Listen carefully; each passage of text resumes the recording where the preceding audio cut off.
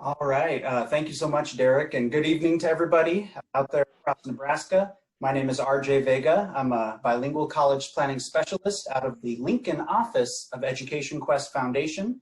I'm going to be running a little bit of the PowerPoint on my side of the screen, but I'll let my co-presenter introduce himself. Yeah, thank you, RJ. I'm Andrew, and I am the Outreach Services Manager for Western and Central Nebraska, and I am housed out of Scotts Bluff. So I travel around the state and work with RJ when we do financial aid presentations and whatnot around the state. All right. Well, RJ, if you want to put up the PowerPoint, we can get running right into this. RJ and I are going to have some teamwork on this presentation as we go through, and while we're presenting, we'll do our best to keep an eye on those chats as they come through as well. So please don't hesitate to put any chats as we go through this presentation. All right, so we are here to talk about the financial piece when it comes to planning for college. And there are a lot of things that we want to consider when you are planning ahead for college. Go ahead, RJ.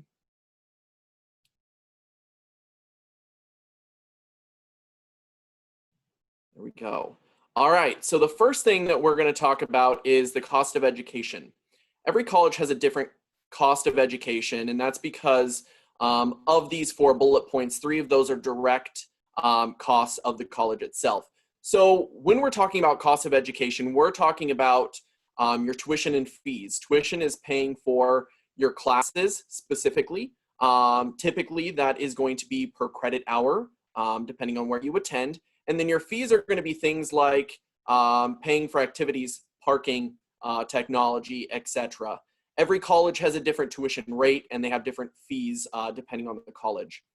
Books and supplies. So when it comes to books and supplies, that's going to be a direct cost because each of your professors will determine which books you're going to use, what supplies you're going to need, and so on. Those things are going to be needed for the first day of class, and sometimes your financial aid won't go through until the second week of classes. So seniors listening in, definitely plan for any money you have coming in from grandma and grandpa, any kind of graduation cards and things like that. Hold on to that money because you'll need those books. You'll need that to purchase your books and supplies when you start your classes. You can purchase your books and supplies from the school's bookstore, or you can go online to additional resources available online as well. You may have 1 or 2 or 3 books, maybe more per class. And the supplies portion is referring to if you're doing welding, that's going to be your gloves. If you're doing nursing, your scrubs or your stethoscope, or if you're doing cosmetology, that's going to be your shears, things like that. The room and board is referring to, the room portion is referring to where you sleep at night. So if you live on campus, that's going to be your housing plan. And if you live off campus, that's going to include your rent and utilities, internet, water, all that fun stuff. Some colleges require their students to live on campus, sometimes their first year, sometimes their first and second year, depending on where they attend. So it's important for you to know what the college is that you're interested in require. The board portion is referring to what you eat. So if you live on campus, you'll have to have a meal plan. If you live off campus, this is going to be your grocery list, your McDonald's dollar menu, your Captain Crunch cereal, or your ramen noodles. So those first 3, the tuition and fees, books and supplies, room and board, those are all going to be direct costs because those are determined by the college. And there's not a lot of flexibility with those. But when it comes to this last one, the personal and transportation, the students do have a little bit of control over that portion. So the personal would be referring to, are you going and getting your jeans from the Buckle, or are you purchasing them from Target? Are you going and getting salon shampoo, or are you collecting shampoo from hotels as you travel? So that's going to be a little bit of your control over that. The transportation piece, are you riding your bike a couple of blocks, or are you driving a Hummer commuting 30 miles one way? So you can see that there's going to be a little bit of a difference between that as you go through and figure out what's going to be best for you. Go ahead.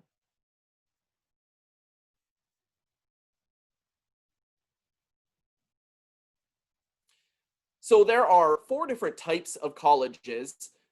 The first is going to be the community colleges, junior colleges in the state of Nebraska. Those are going to be community colleges. Those are going to typically be no more than 2 years, depending on what you're doing. Those can be certification, diplomas, or degrees. Some can be used for career advancement. Others can be used for transfer on to receive your bachelor's or beyond. Then we have our 4-year colleges, those and colleges and universities. The difference between those is we have our public ones. So those are going to be ones like the University of Nebraska system, as well as the state college system. And then we have our private colleges. Those are going to be ones like Doane, Creighton, Midland, things like that. The difference between those two is those public colleges are bringing in a little bit of tax revenue, whereas the private colleges kind of live off of their own money to an extent. So when you see that sticker price, don't let that discourage you from a private college, because sometimes they have flexibility a little bit more so to bring that price down to something that would be more considered, you know, like similar to a public 4-year college or university price. And then our career schools, those are going to be private for-profit colleges where you attend specifically to become certified in whatever program you're interested in. So that could be a cosmetology school, a welding, auto body, things like that. You attend there specifically for the amount of time that's required, and then you take your certification or your tests, and then from that you would be able to go start your career in there. So it's typically a fairly short-term program and process. So you'll see from this, the 4 different types of colleges are going to have different costs included with them. So as you go through and decide what colleges you may be interested in, these are things that you're going to want to check as you continue on. Go ahead, RJ. So we are attending the virtual college fair as we speak, and this will continue on until the 30th and then some. So feel free to take this time to give you a chance to see what colleges you or your student may be interested in. This is your chance to really dive in more detail what colleges are out there, what their programs are, what their costs look like, what their financial aid program is like at their own school. So it's important for you to take the time to go through and see what options are out there and which ones are the best fit for you or your student. Go ahead, RJ. All right. So there are 4 different types of financial aid, 4 different ways to pay for college. The first one is scholarships. This is money that your students would apply for. If they receive this money, they do not pay that back later. Grants would be money based on your financial need. If you receive that, you do not have to pay that back later. Work study, where you work on campus and the government pays your wage. And student loans, money based on your financial need that if you receive, you would have to pay back later with interest. Of these 4, you'll notice scholarships are a different color without that asterisk, and that is because grants, work study, and loans are all based off of the FAFSA, the free application for federal student aid. So in order to be eligible for grants, work study, and loans, you will need to do that FAFSA.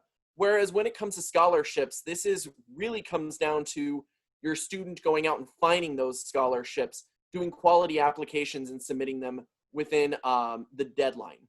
So we're going to dive in a little bit more about those scholarships in this next slide. So when it comes to scholarships, your student needs to go out and find them themselves. So the best line of resource, the best place for you to go to is going to be first and foremost your school counselor. We say that because your school counselor is going to be familiar with your region or your town or whatever local scholarships are available. They're also going to be the ones who are familiar with scholarships that students of your school have been successful in receiving in the past. So that's going to be your first best bet when it comes to finding scholarships. Then next is going to be the college that you may be interested in, or the colleges. A lot of colleges have gone to one application for the majority of their financial, or the majority of their scholarships. And that's a general scholarship application. But not every college has gone to that, so it's important you see what the college that you're interested in does for their scholarships. Scholarship Quest at EducationQuest.org is a Nebraska resource for scholarships for Nebraska students going to Nebraska colleges. So what you do with that is you create a username and password. You're going to fill out some demographic information and some questions. And from that, it's going to pull up scholarships that you're most likely going to qualify for. Whereas your counselor may have a spreadsheet that you have to go through and figure out, do you qualify for this scholarship? How does the application run, and so on. This kind of does that first chunk of the work. If you plan on going outside of the state of Nebraska, this landing page for Scholarship Quest on our website, it has additional national resources that we know are legitimate and are similar to that, where you create a username and password, you fill out that demographic information and questions, and it helps pull up scholarships that you qualify for that are nationwide, whereas this one's going to be more specific to Nebraska. Private organizations, your church, Elks, Moose, Lodge, different organizations that your parents may be involved in, or you are, or where you work. A lot of times there are scholarships that are tied in with those organizations that you may not know about until you actually start looking for scholarships. So it's important for you to keep your ears perked up when it comes to trying to find scholarships. Anytime you hear about them, inquire a little bit more on that information. And then you guys can always go ahead and Google search scholarships. Keeping in mind, scholarships should be free. They shouldn't be asking you for a lot of overly personal information, so social shouldn't be going across. You shouldn't be paying for them to give you X amount of dollars in scholarships. Anytime they ask for credit card information, definitely be a little leery of that. And if all else fails, reach out to us and we can double check and make sure that it's a legitimate resource. Go ahead, RJ. So while your students go out and they're looking for those scholarships, it's best for them to know what criteria they meet.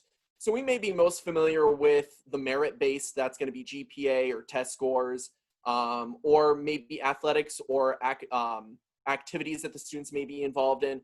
But there are scholarships out there for just about anything under the moon. There are scholarships out there for making your prom dress or prom tux out of duct tape.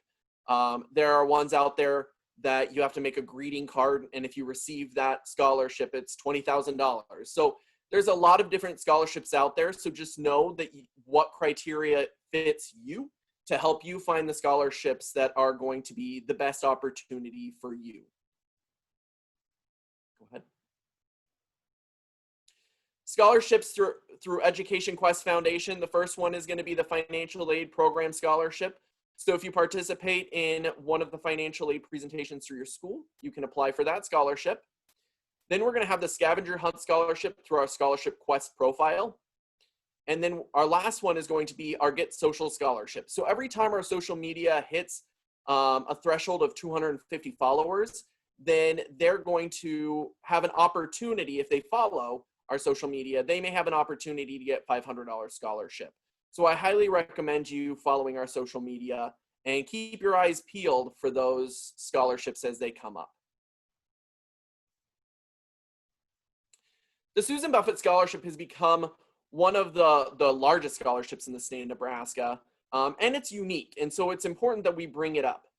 So most scholarships are a one and done. You get it 1 year, you never see that money again, whereas the Susan Thompson Buffett Scholarship can be renewable for up to 5 years, depending on where the student is attending. Depending on where they attend, it can be up to $5,450 per semester. That's going to be for a school like UNL. If they go to a community college or one of the state colleges, it's going to be a little bit lower. It's prorated, essentially. But that is per semester. Eligibility for that is you do have to show a financial need of $10,000 or less EFC, either through your FAFSA or through the EducationQuest College Funding Estimator, if you don't qualify for a FAFSA.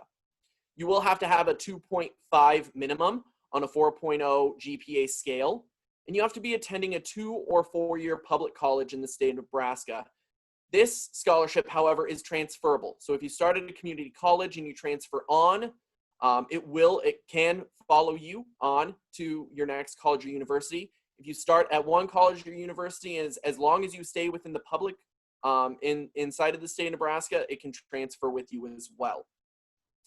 Things to keep in mind is every scholarship has a different opening date. So for the Susan Thompson Buffett Scholarship, that application opens November 1st. Your students can start working on those application requirements early if they want to. The essays are available early, so they can go in and start on those ahead of time.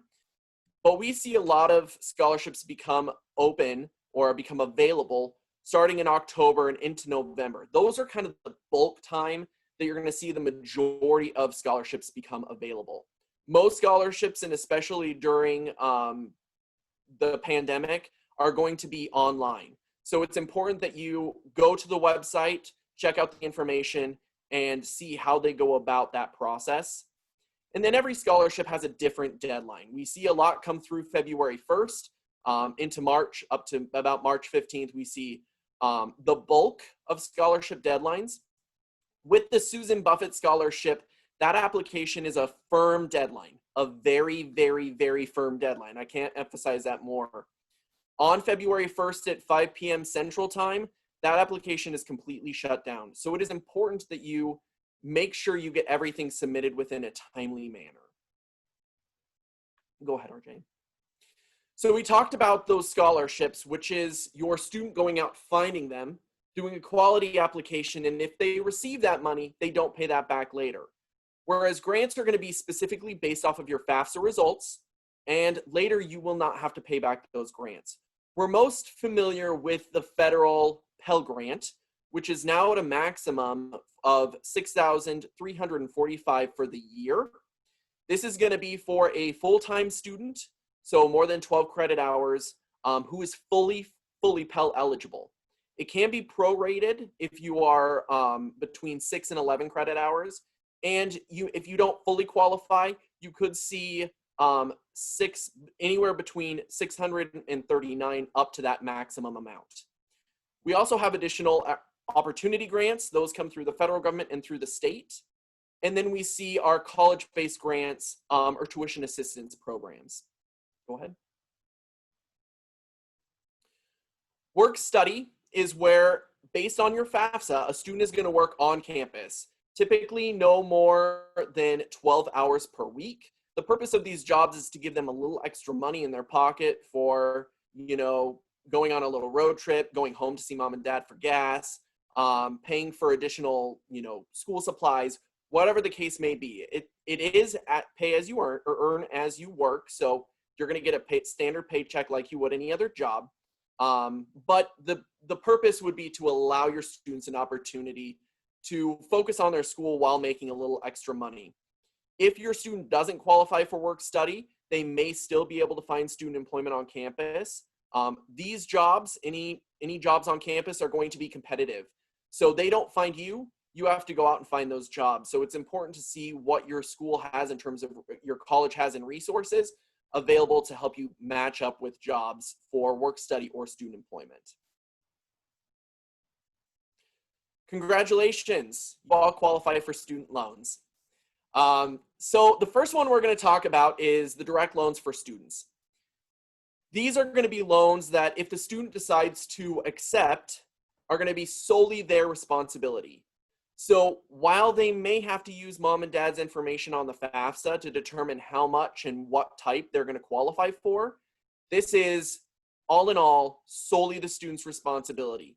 So when they do go into repayment 6 months after they graduate or drop below part-time status, that if they were to go into default, that stays on them. It doesn't trickle back on to mom or dad. Because of that, because this is solely the student's responsibility, the federal government has put a limit as to how much a student can accept in student loans for a year. So for the first year, for a freshman year for students, that's going to be a maximum of $5,500 for the year. And then that's going to go up every year until their junior, senior year, where it maxes at $7,500 for the year. That number is going to be the same whether the student is attending a community college, University of Nebraska and Lincoln, or Harvard. So they don't put into account the cost of education when it comes to how much those students qualify for. Currently, we see an interest rate of 2.75, which is the lowest we've seen, the lowest I've ever seen. So kind of a silver lining with COVID, that does change annually in July. So for students that will be attending next year, there will be a different interest rate. We can keep our fingers crossed it will stay low. And of that maximum amount that they're allotted, it's going to be a combination of one or both of the types of loans. So the first one is going to be subsidized, where the government pays your interest. the best way for me to explain this one is picture a submarine in the water. When it's under the water, we don't see it, but it's still there. Same thing goes with this. The interest is being paid, but it's still there. So once you do graduate or drop below that half-time status, that interest will start capitalizing. And then unsubsidized. So this would mean interest is accruing while you're in school. You are given an opportunity to pay off the interest every year while you're in school. You can make payments on these at any point. So if you happen to get some good Christmas money and you want to put that toward your loans to bring that principal down, you can definitely do that at any point. So students may see more of one than the other. Some may see only unsubsidized. So it just depends on what your financial need is based off of that FAFSA.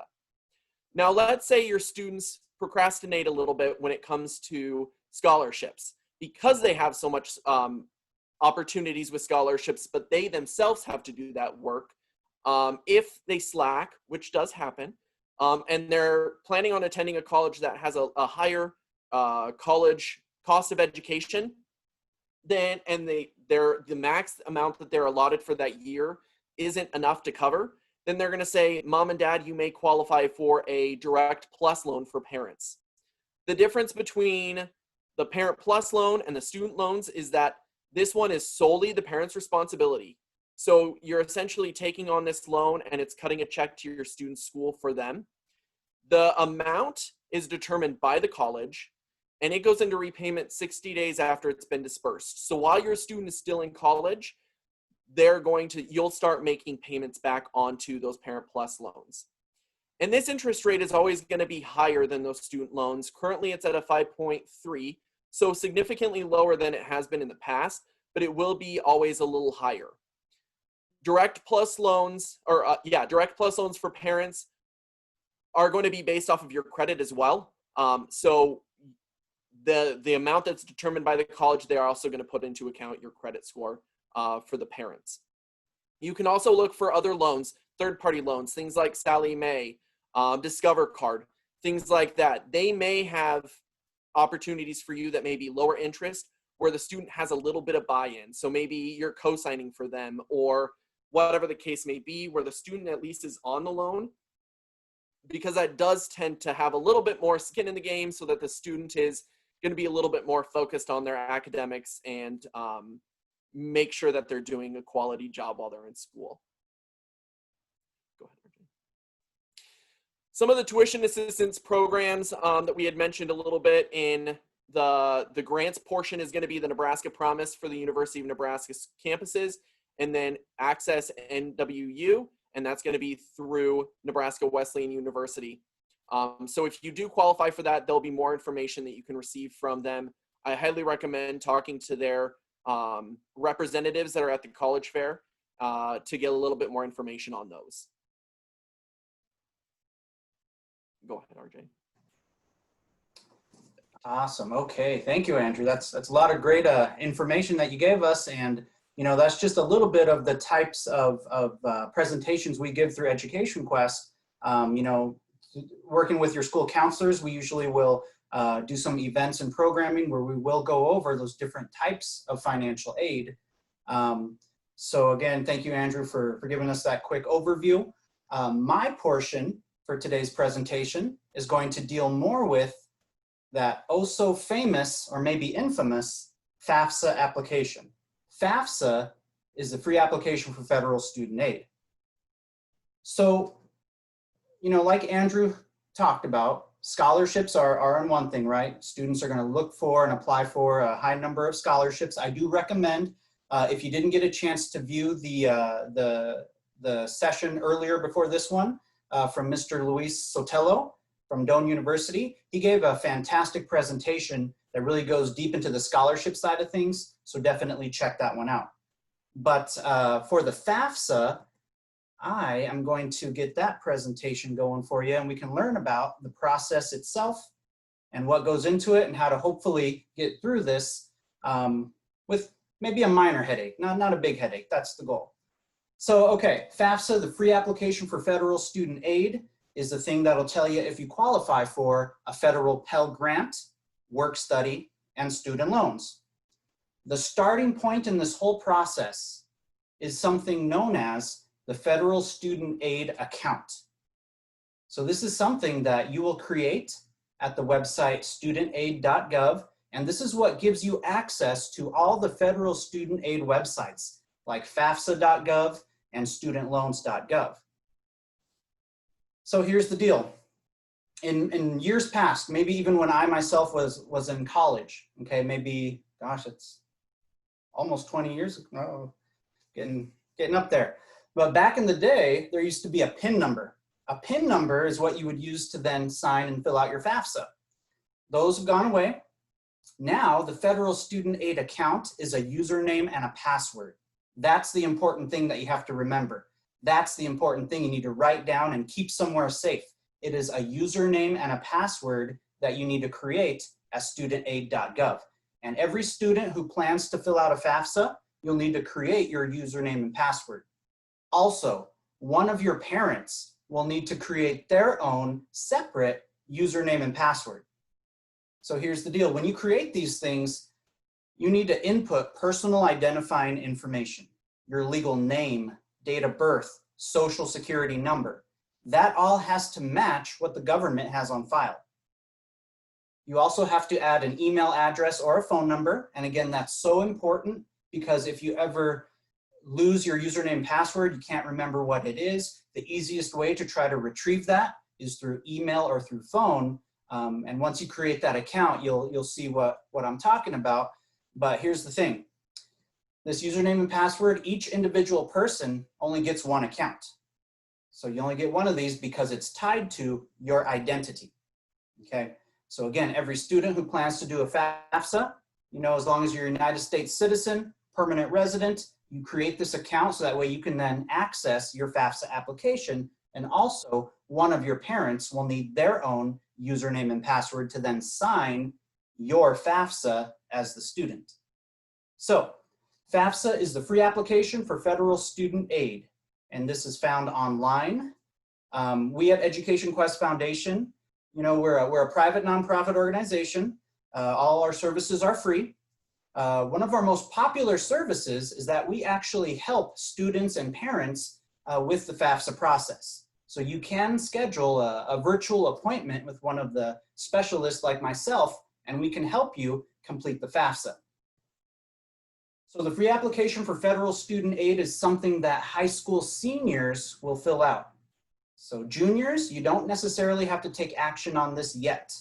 Unless you're graduating early, then that's a separate conversation. Maybe reach out to EducationQuest. We'd be happy to explain the process if you're graduating high school early. But for the current senior class, your FAFSA application will become available starting October 1st. So coming up soon here this week.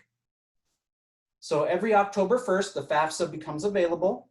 You do not necessarily have to fill this out right away at 8 o'clock in the morning on October 1st. No.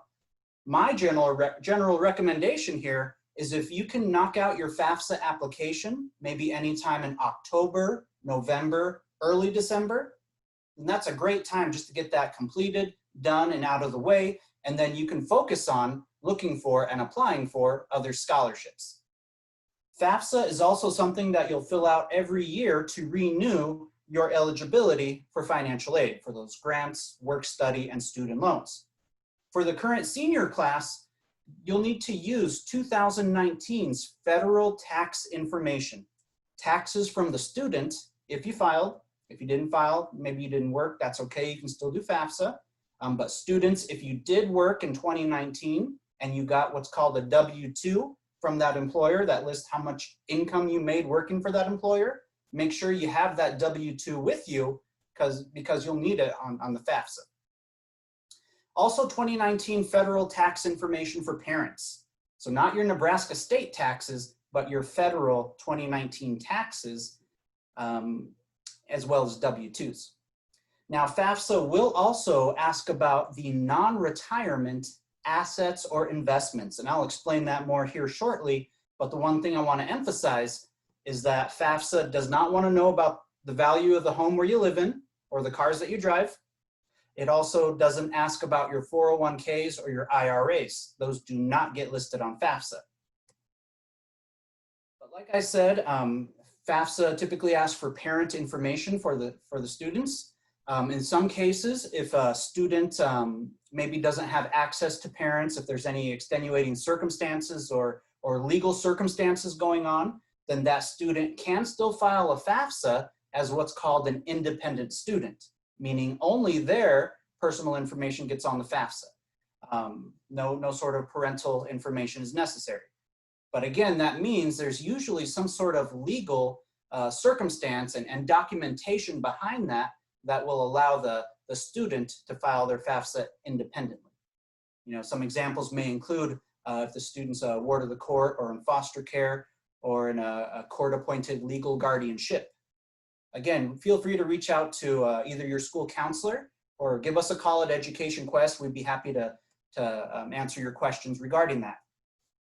Now, I also tend to get a lot of questions in my travels around to different schools about, well, okay, if parents are married, it's a two-parent household, parents are married, then yes, their information goes on their child's FAFSA.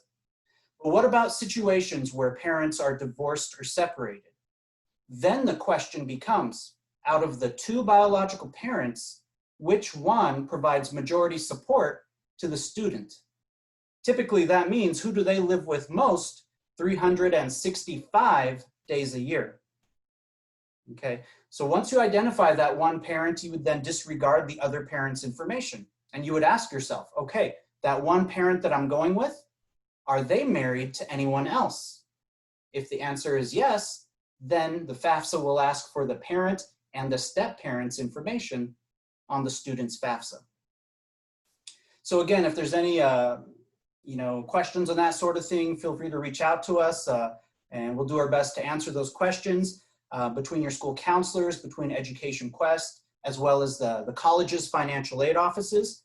We're all happy to try to help you answer these questions so that way you're placing the correct information on the FAFSA. We also tend to get a lot of questions about what kind of assets or investments need to be placed on FAFSA. FAFSA will ask about things like your personal checking and savings account balances. Okay, again, that's any of those bank accounts in the parent names and any of those accounts in the student's name, as well as other stocks, bonds, CDs, mutual funds, money market accounts, college savings plans or Nest 529s. Again, for those college savings plans, make sure you know whose name it's listed as an asset to. So in other words, if you have a college savings plan for your two kids, right? You have multiple kids, different grades, different ages, okay? You have multiple college savings plans. Those assets are technically yours as the parent. Even though they're designated for student A and student B, they're technically your asset. So you would list all of those college savings plans on your high school seniors FAFSA. Also, if you have other real estate properties, rental properties, a second residence, you would list the net worth of that property. A lot of questions come from families who maybe own small businesses, okay? And the magic number to look at here is 100 employees. If that business employs over 100 workers, then you do list the value of the business. But if that business does not employ over 100 workers, and you're the majority owner of that business and you actively participate in that business, okay, then that is not listed on FAFSA, okay? So if you don't employ over 100 workers, you directly operate the business and you're majority owner of the business, then that business will not be listed on your FAFSA application. Farming families, got a lot of questions on that from parents. What do we count? What do we not count on the FAFSA? Again, I know there's a lot of gray areas sometimes, so feel free to give us a call. But typically, if you live out there in the farm, and again, you don't employ over 100 workers, and you in that immediate household work the land, you operate the farm, it's your main source of income, okay? And nobody's renting any chunks of that farm from you, or no other entity is farming the land and you simply collect from that, okay? If it's your own farm, small farm, you actively operate it, then that would not be listed on FAFSA. Again, things will change though if somebody's renting property from you, or or some other entity is working the land and you collect from that, or maybe dad and 5 brothers have some land out in Minnesota. You know, dad would have to list the net worth of his chunk of land out there on his child's FAFSA. So again, reach out to us if you want to learn more, and hopefully we'll answer some of those questions so that way you can fill out your FAFSA. Now, like we said, FAFSA is important because it'll tell you if you qualify for Pell Grants, for student loans, and for work study. FAFSA calculates one important number. That number is known as the expected family contribution, also known as the EFC. Think of the EFC kind of like your FAFSA score, okay? And I say that because the EFC, the expected family contribution, is that family's capacity to pay for college based on all the financial information that you've listed on the FAFSA. So that EFC number is what the college's financial aid offices, they'll look directly at that number, and that number will tell them whether or not they can award that student a federal Pell Grant, work study, and what kinds of student loans, including the subsidized or the unsubsidized direct loans. Now, when you complete the FAFSA, you press submit, and it takes 3 days where you can't touch anything on FAFSA. But then FAFSA will email the student, not the parent, but the student, and they'll let you know that your FAFSA processed successfully. That means everything is good. Or they'll let you know actions required, something's wrong. Maybe dad mistyped his SOCH number. You have to go back and correct it. Okay, but you'll get an email in about 3 days after you submit your FAFSA, and that email will also contain a link to what's known as the Student Aid Report. Student Aid Report is basically a copy of all the information that you submitted on FAFSA. It also contains that EFC result number, and it also lets you know if you're selected for verification. That's where the college's financial aid office will follow up with the student for some additional information. Now, that student aid report is also important because, remember, some scholarships, they want to see that student aid report. One example would be the Susan Thompson Buffett scholarship. They want to see the student aid report before you can fully apply for that scholarship, right? So again, takeaway from that, try to do your FAFSA, seniors, hopefully in an early time. Okay, you know, October, November, early December, maybe before the holiday break is a great time just to get that FAFSA completed. Now, like I referenced for the seniors, you'll be using 2019's federal tax information. Now, you know, sometimes special circumstances happen, especially with everything that's been going on with the pandemic and everything. But you know what? If the 2019 financial information does not reflect the family's current financial situation, maybe due to loss of employment or income, or maybe some unexpected medical expenses, okay, you can and should communicate that to your college's financial aid office, but that takes place after you've submitted the FAFSA. So in other words, you still do the FAFSA by the numbers. You do it with the 2019 federal tax info. And once the college has the FAFSA information in front of them, then you can follow up with them if you feel there's special circumstances going on. The college will then evaluate the situation. It's at their discretion. The more documentation you can provide the financial aid office when they request it from you, that'll help them evaluate the situation, and then they do have the potential to then alter the results there to something that is better reflective of your current situation. So again, feel free to follow up with your nearest EducationQuest office if you have questions on that sort of thing. I referenced this also a little bit ago, verification. Verification is where you submit your FAFSA. The college then has your FAFSA information and they're working on things, but they select students for verification, and maybe they ask for things like proof of child support paid out, or a copy of your parents' W-2s, or maybe a proof of SNAP benefits. You know, the financial aid office, they'll communicate exactly what they're asking for. And here's the deal though, the important takeaway is that the college's financial aid offices, they don't communicate with anyone else but the student. Due to privacy laws, they have to talk directly with the student about these sort of matters, not anyone else, including parents, unless that student gives them permission to also talk to parents about what's going on with the financial aid process. So again, students, you gotta check your email, and it's not only this process for FAFSA and for verification, but also college admissions, applying for scholarships. That's all a heavily email-based process. So if you're not a big email person, that's okay, I get that. But for this process, you're gonna want to be checking your email periodically. Now, in this case, for verification, the colleges will give you plenty of time to take care of this, to turn in whatever types of copies of information they ask you for. But students, if you totally blow off this process, if you never respond to the college, you're not communicating with them, if enough time passes, the college might be forced to revoke or take back the financial aid you otherwise would have qualified for. So again, stay on top of your communication with the colleges. So Andrew talked to us a little bit about the costs of education, and he did a fantastic job talking about like tuition and housing. Maybe you live on the dorms. I do want to reference that EducationQuest, we do have some college prep handbooks, some books that we've created, and your school counselors should have access to those. Or you can also visit EducationQuest.org if you want to explore some costs of Nebraska colleges, okay?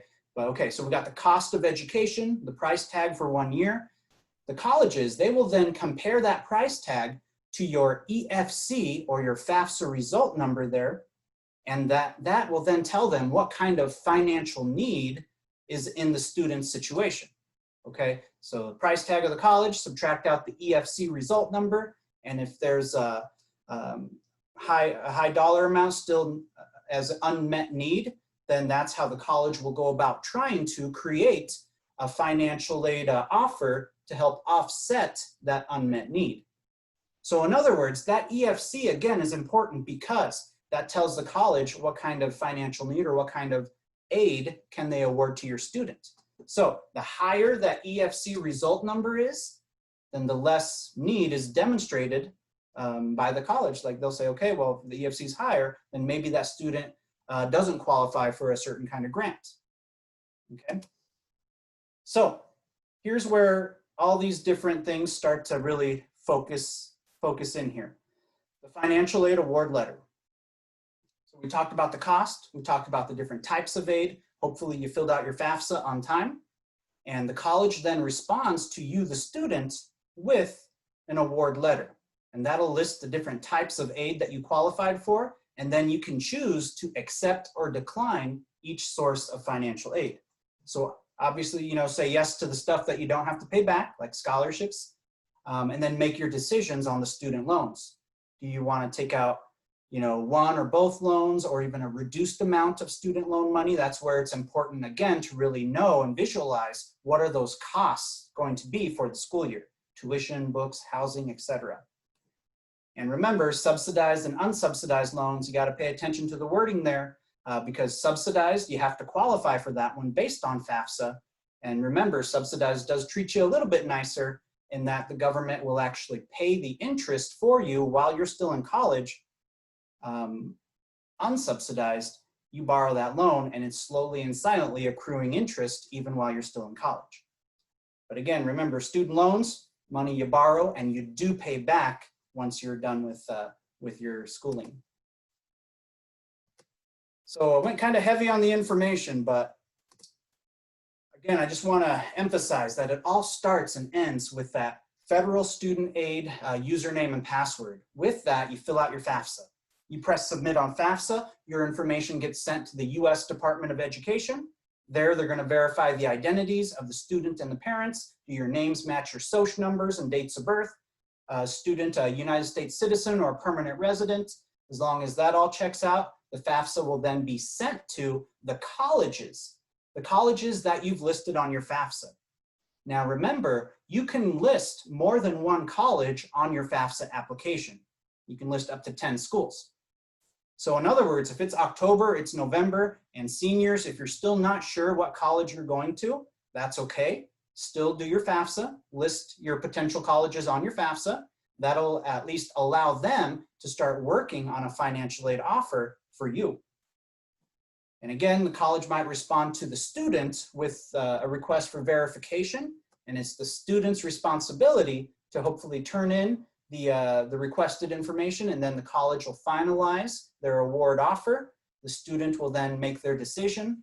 And again, remember students, September and October, this time of year right now, for the seniors, senior year of high school, it's a great time that hopefully you're talking to the colleges like you are here at the fair.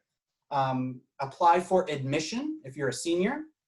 You know, multiple colleges, apply for admission. That allows them to evaluate the academic side of things. But again, also in October, November, fill out your FAFSA, list those multiple colleges on your FAFSA, and then really focus on scholarships like Andrew and like Luis Sotelo explained to us in the other session. Apply for as many scholarships as you can, so that way in the springtime, closer to high school graduation, you can then start to receive and compare the different award letters. And you can know, okay, school A is offering me this kind of financial aid, college B is offering me this kind of financial aid. Take a look at the numbers and make that well-informed decision of where you plan to attend college. I know a lot of families also have questions about, well, that FAFSA formula sounds complicated, and there are a lot of moving parts in the FAFSA formula.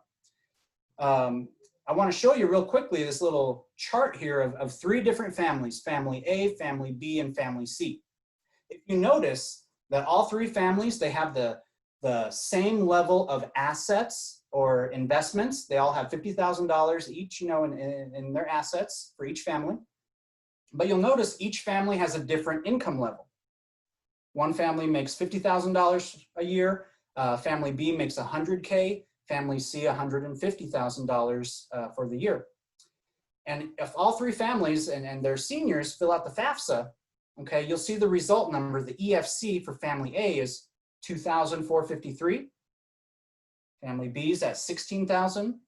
Family C is over $35,000 is their final FAFSA result number.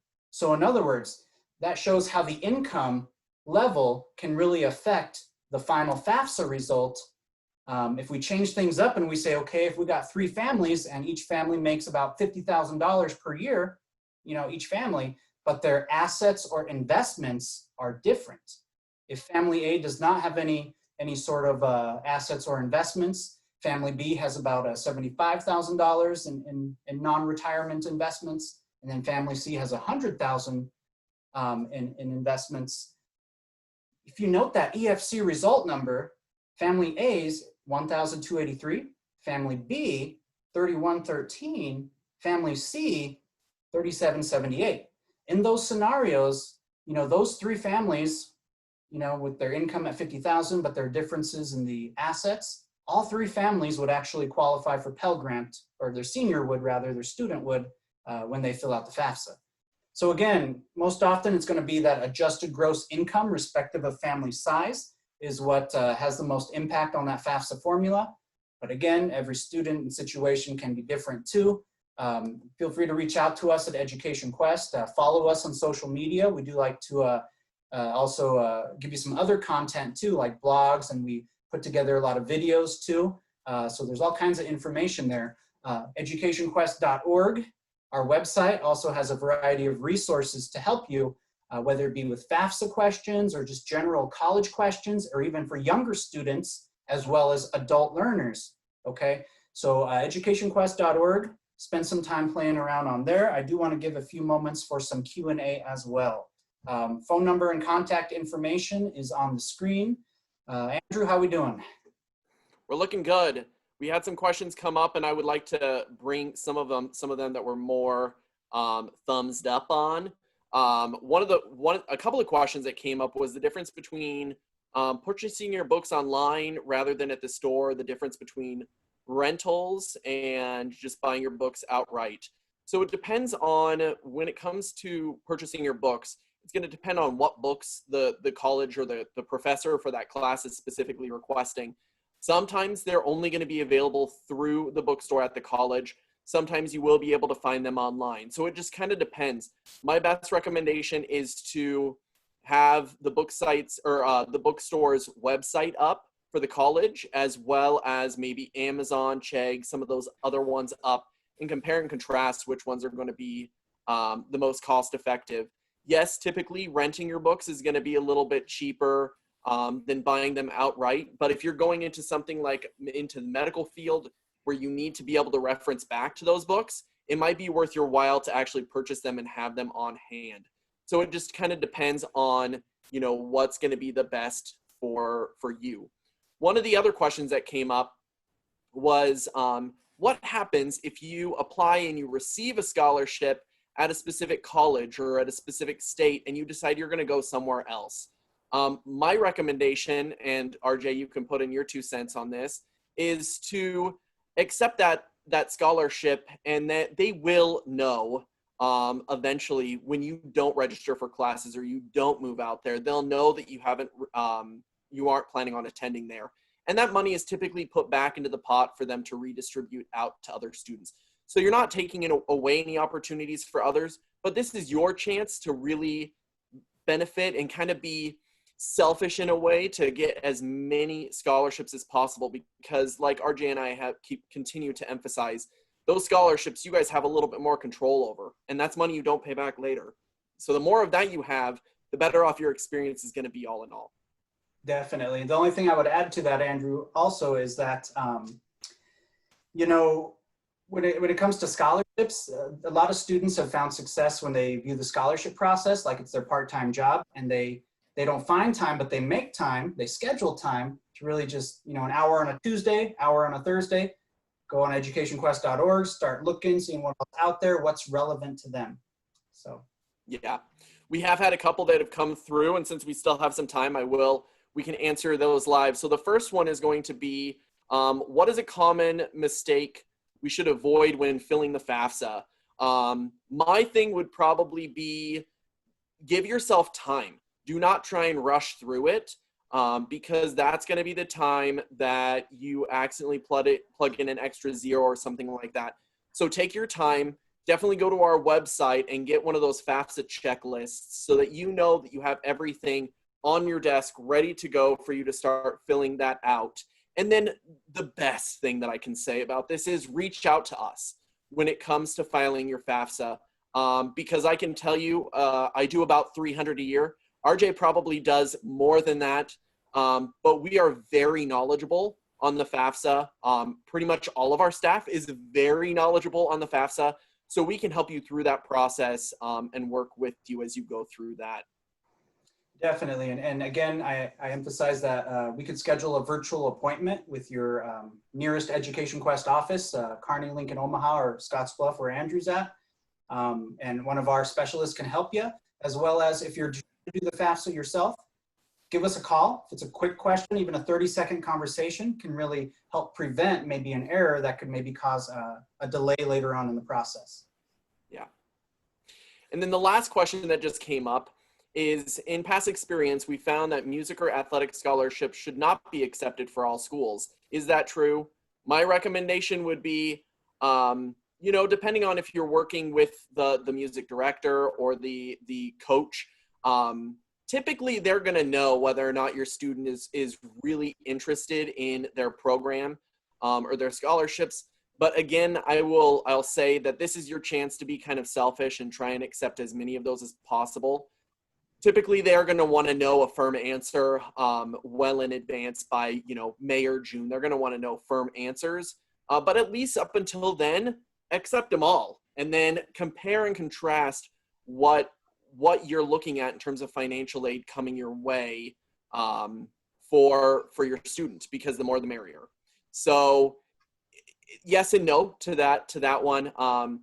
I would still say accept them, but if you're getting into that May, June time, you're going to want to let them know that you're not planning on attending so that they can fill in those scholarships for other students fast.